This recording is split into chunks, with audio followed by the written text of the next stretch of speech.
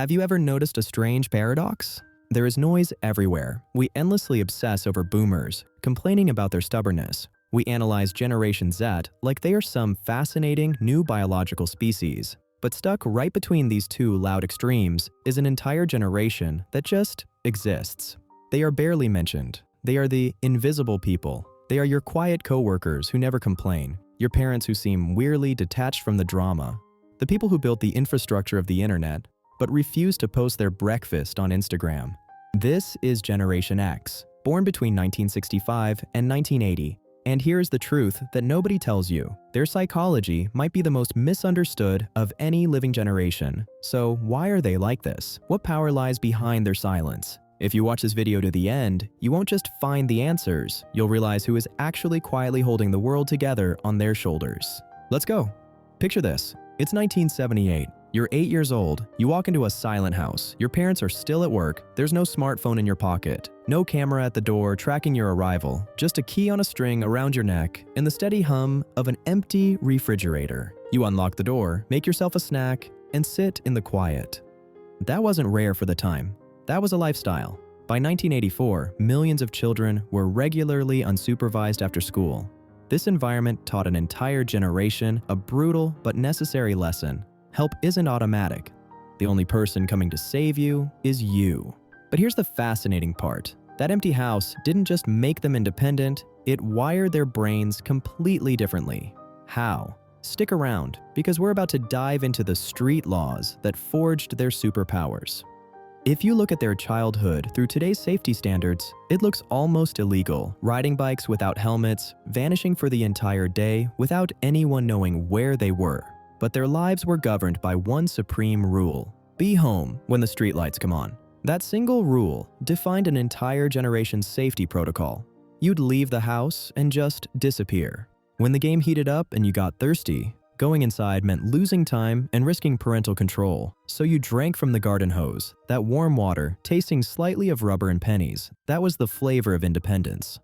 Crashed your bike and scraped your knees. Nobody called an ambulance.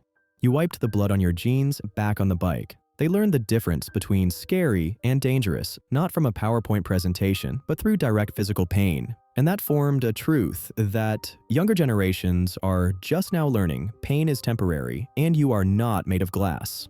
They also possessed a rare trait that is almost extinct today: analog patience. They knew what true boredom felt like. This was before the internet, before streaming, staring at the ceiling for hours, or waiting by the radio for the DJ to stop talking so you could record your favorite song onto a cassette tape. To a modern, dopamine-addicted brain, that sounds like torture. But for Gen X, boredom was an incubator for creativity. They learned how to wait. They learned how to play the long game. But this independence and patience came with a price. Do you want to know the invisible cost this generation pays and why they are currently stuck in the sandwich? Listen closely. Their greatest asset is that they are psychologically bilingual. They were born in the analog world, but they bullet the digital one. They are the perfect bridge between the old world and the new. But that strength has a cost. Gen X formed into hyper-independent adults. To them, asking for help feels like admitting defeat. "I'm fine" is their most common lie. They mastered emotional minimalism, handle the problem quietly, and expect nothing from anyone. Today, they have become the sandwich generation. On one side, they care for aging parents. On the other, they support children facing a brutal economy.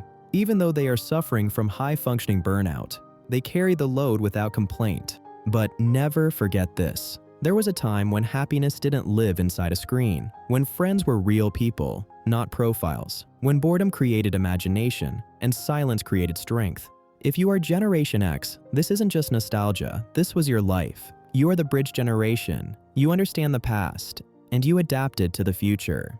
You were raised in a world that made you strong before. Being strong became a trend.